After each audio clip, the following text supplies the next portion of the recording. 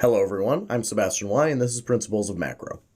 In this set of videos, we are going to get started thinking about the open economy, an economy that is open to international trade and finance. A lot of the material in this set of videos is set up for the more complex things we're going to tackle next time. In this video, we're going to look at some of the basic definitions of international trade, trade policy, and international finance. Up until this point in this course, we have mainly thought about closed economies, economies that don't have any international trade, but that changes now. If you recall our GDP expenditure equation, y equals C plus I plus G plus NX, we previously assumed that NX was 0, but now we don't. Recall that the definition of net exports, or NX, is going to be exports minus imports. Exports are goods that are produced domestically and sold abroad, and imports are goods that are produced abroad and consumed domestically. Another term we use for net exports is the trade balance.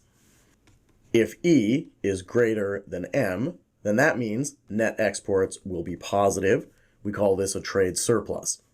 If E is less than M, then net exports will be negative, and we say that we have a trade deficit. And finally, if E is exactly equal to M, then net exports will be 0, and we would call this balanced trade. The United States is the world's second largest exporter of goods, after China, and it is the largest exporter of services. The United States is also the largest importer of both goods and services.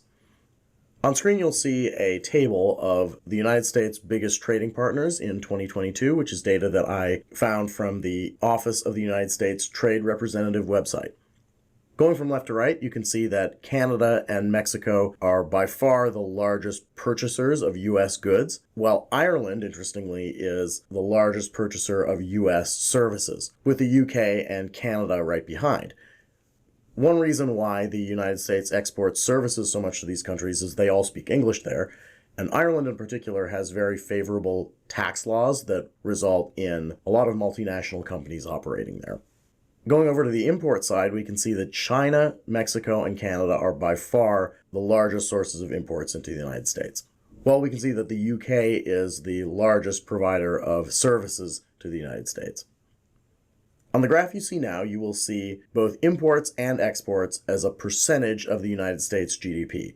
All the way back in 1950, you can see that they were both somewhere around 5%, and both have grown quite a bit since then, indicating that international trade, both exports and imports, have become an increasingly important part of the U.S. economy over time. We can also see on this graph the net exports as a percentage of GDP. In general, the net exports in the United States is negative because imports exceed exports. Some of the reasons why the amount of international trade, not just involving the United States, but everywhere, has increased over time is improvements to technology. Transportation by both sea and air has become much more efficient. One of the big contributing factors to this is the development of the container ship.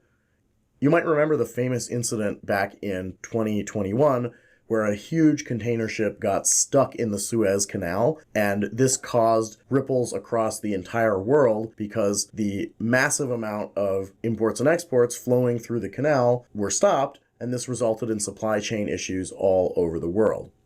Communication has also become much more efficient than it used to be. Instead of having to send letters everywhere, we can now communicate over the phone or now by the internet. Refrigeration and pasteurization methods have also made it much easier to transport certain goods across international borders. For example, pasteurization made the beer market an international thing. This allows us to import beers from Ireland or Germany or Mexico. One other factor is that many goods in the modern economy are smaller and lighter than things that used to be traded in the past.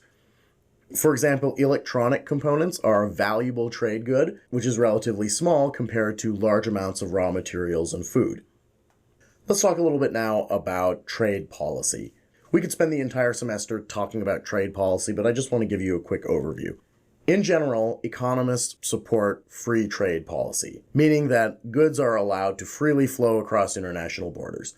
The reason why economists generally support free trade is that it allows countries to specialize in producing whatever goods in which they have the comparative advantage.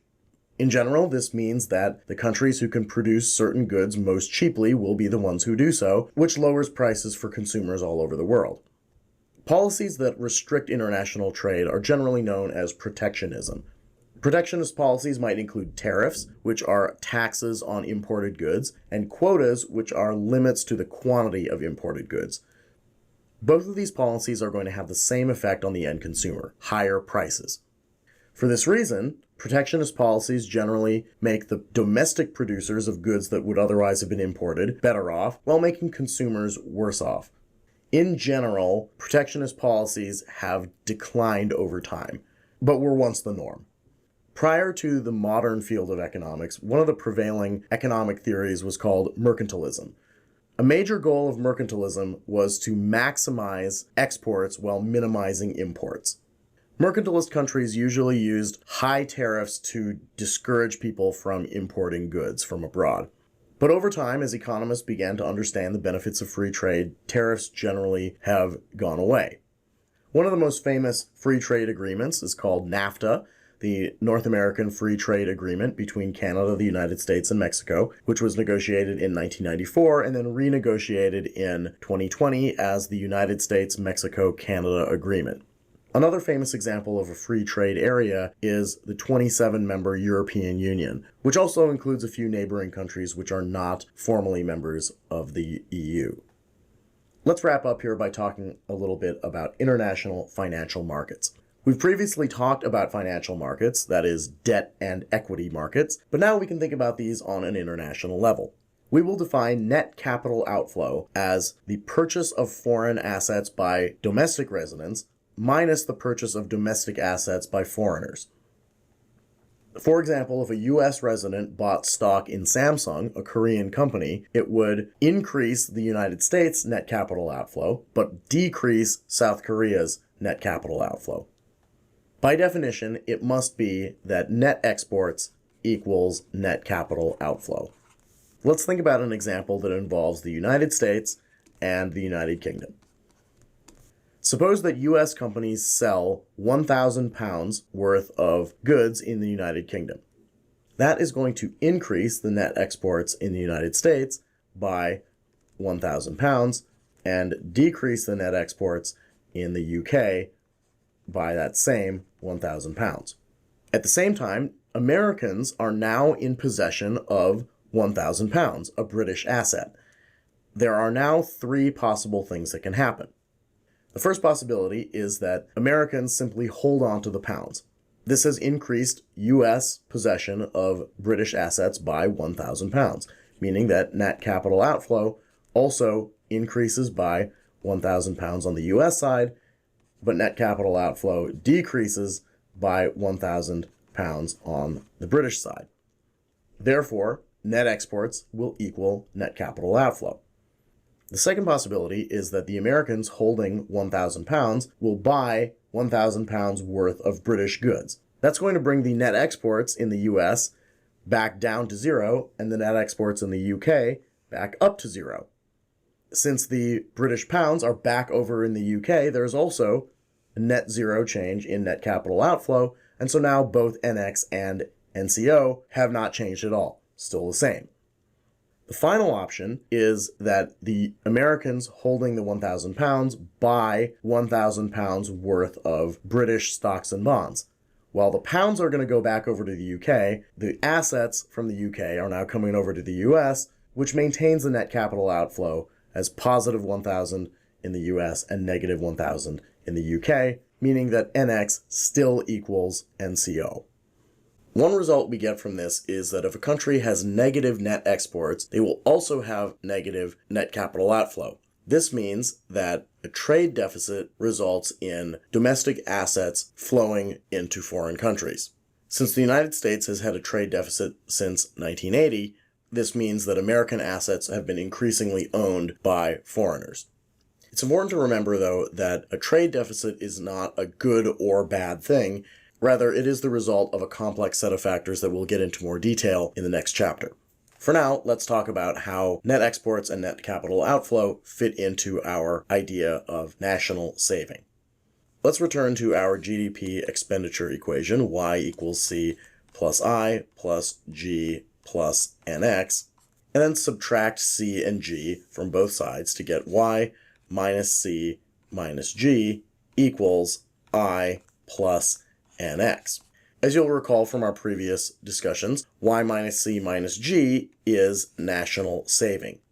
And so now S equals I plus nx. When we previously dealt with closed economies, nx was 0, and so it had to be that saving equals investment. But now nx is not necessarily 0. And because we know that nx equals NCO, it must also be the case that saving equals investment plus net capital outflow. The way you want to think about this is whenever a person saves a dollar, that dollar could be used for domestic investment, that's I, or for investment into foreign assets, that is NCO. Returning to the example of the United States, since net exports is negative, NCO is also negative, meaning that S is less than I, because we would take a negative number and add that onto I to get S. What this tells us is that in the United States, the funds used for domestic investment have to at least have partially come from abroad. Domestic saving does not provide the sufficient funds for that total amount of investment.